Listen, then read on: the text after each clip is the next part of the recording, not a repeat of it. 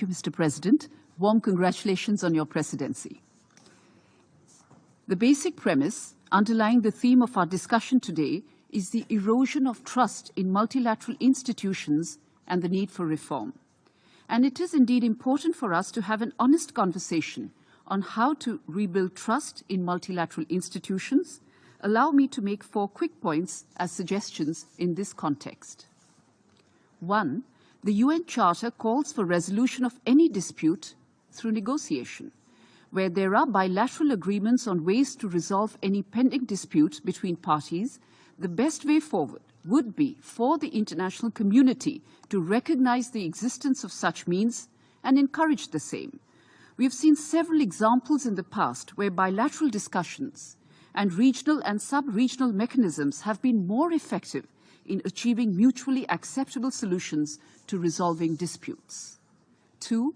With their deep knowledge of local factors and complexities, regional and sub-regional organizations, particularly in Africa, are uniquely placed to find better solutions to conflict in their respective regions.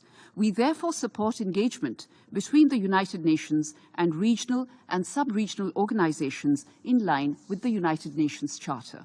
3. And in the context of peacekeeping, these forces need to be reconfigured to actively liaise with regional forces. It is equally important to build capacities and capabilities of potential regional partners as well as host states.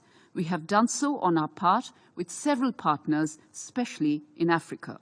We also need to support African-led peace operations with resources and well-defined mandates that from their very inception also factor in exit strategies.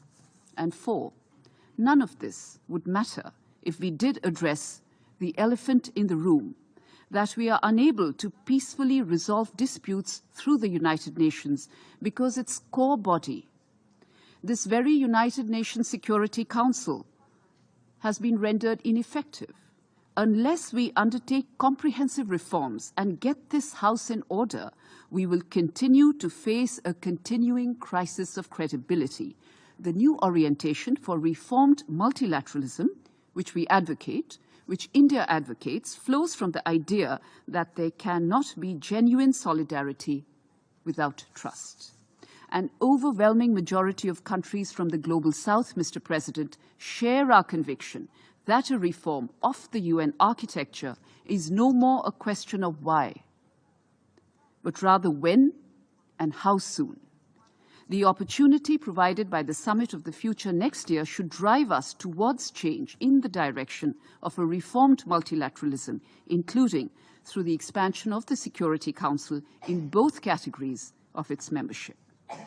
Finally, and regrettably, I am constrained to state that Pakistan has stooped once again to misuse the August Forum of the Security Council. Their observations are baseless and unfounded and therefore rejected in their entirety. The Union territories of Jammu and Kashmir and Ladakh are an integral part of India as a result of Jammu and Kashmir's legal, complete and irrevocable accession to India in 1947. Thank you.